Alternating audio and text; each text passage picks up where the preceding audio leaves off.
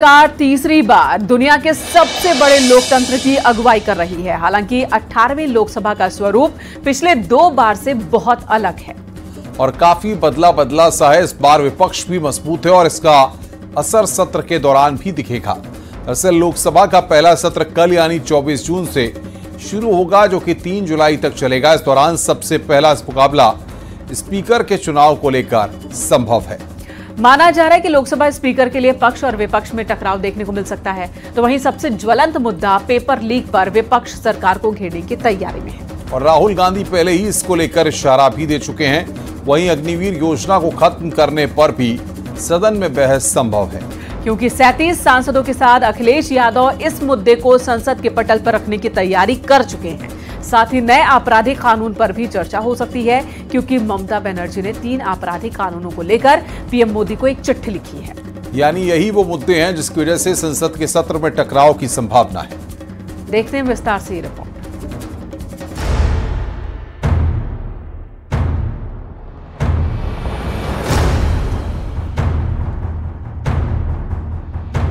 आज एक सरकार को तीसरी बार आप सबकी सेवा करने का अवसर मिला है।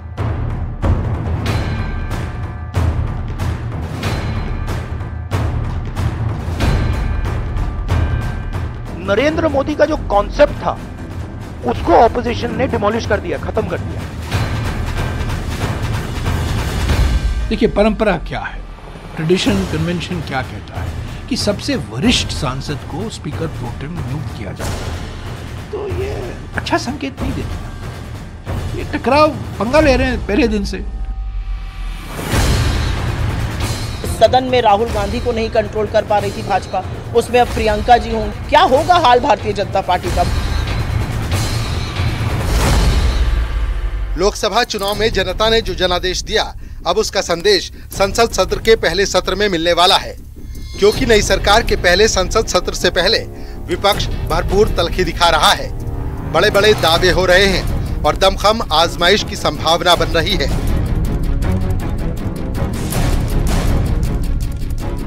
नरेंद्र मोदी का जो कॉन्सेप्ट था उसको ऑपोजिशन ने डिमोलिश कर दिया, खत्म कर दिया है। मतलब जो बिग नरेंद्र मोदी जी की जो इमेज थी उसको फाड़ दिया। बहुत मजबूत ऑपोजिशन है, तो काफी मतलब इंटरेस्टिंग समय है। विपक्ष की तरफ से पहले ही ये इशारा कर दिया गया है कि इस बार सत्ता पक्ष को विपक्ष का आक्रामक रूप देखने को मिलेगा। सदन में राहुल गांधी को नहीं कंट्रोल कर पा रही थी भाजपा, उसमें अब प्रियंका जी हों। क्या होगा हाल भारतीय जनता पार्टी का? यानी संसद सत्र के हंगामेदार रहने की पूरी उम्मीद है, जिसकी रणनीति पहले ही तैयार हो चुकी है। चाहे यूपी में सबसे ज्यादा सीट जीतने वाली अखिलेश यादव की पार्टी हो या फिर 98 सीट जीतने वाली कांग्रेस, सरकार को घेरने के लिए मुद्दे तैयार कर चुकी है। सबसे पहला मुद्दा लोकसभा स्पीकर का है। चुनाव के लिए पक्ष विपक्ष में टकराव की संभावना है। उसके बाद नीट परीक्षा विवाद, पेपर लीक पर विपक्षी पार्टियां पहले से हमलावर हैं। बात अग्निवीर योजना की करें तो लोकसभा चुनाव के दौरान भी ये मुद्दा छाया रहा। अब सदन में इस पर संग्राम छिड़ने वाला है। दरअसल लोकसभा चुनाव के बाद से ही विपक्ष लगातार अपनी सक्रियता दिखा रहा है। खास तौर से राहुल गांधी, अखिलेश यादव, ममता बनर्जी के अलावा आरजेडी और आप नेता एनडीए सरकार पर निशाना साधने का कोई मौका नहीं छोड़ रहे।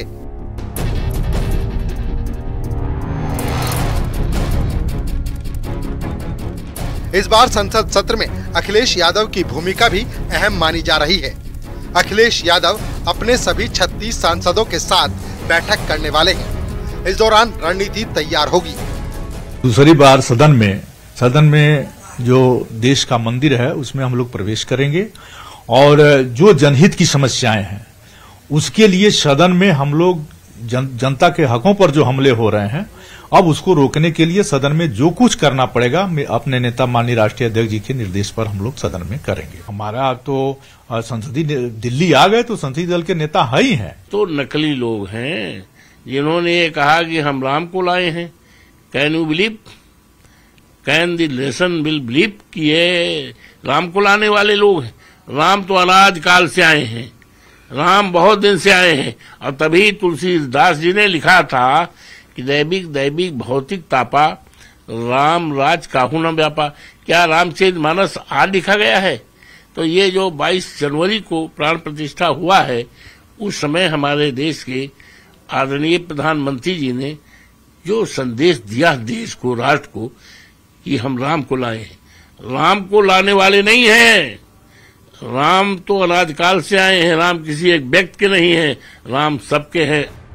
लोकसभा में इस बार नेता प्रतिपक्ष भी होगा। पिछले 10 साल से लोकसभा में नेता प्रतिपक्ष का पद खाली है, क्योंकि 2014 के बाद से किसी भी विपक्षी दल के 54 सांसद नहीं जीते। नियम के तहत नेता प्रतिपक्ष बनने के लिए लोकसभा की कुल संख्या 543 का 10% यानी 54 सांसद होना जरूरी है। और इस बार कांग्रेस के 98 सांसद जीत कर आए हैं, यानी पिछले 10 साल में जो तस्वीर संसद में नहीं दिखी, वो नई सरकार के पहले सत्र में देखने को मिलेगी। Bureau report, news 18।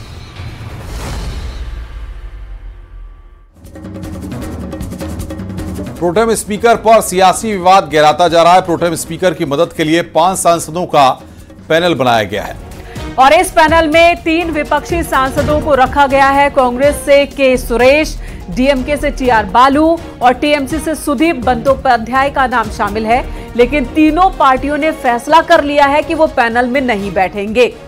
मोदी सरकार ने बीजेपी सांसद भर्तृहरि महताब को प्रोटेम स्पीकर बनाया है।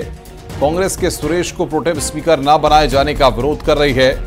बता दें कि सुरेश 8वीं बार सांसद बने हैं। तो कांग्रेस का कहना है कि सुरेश 8 बार सांसद रहे हैं, तो इस हिसाब से सबसे ज्यादा उनकी उपयोगिता बनती है और उन्हें बनाया जाना चाहिए था प्रोटेम स्पीकर। लेकिन बीजेपी का कहना है कि बीच में वो 2 बार ऐसा रहा था जब चुनाव हार गए थे, जिसकी वजह से उन्हें प्रोटेम स्पीकर नहीं बनाया गया है।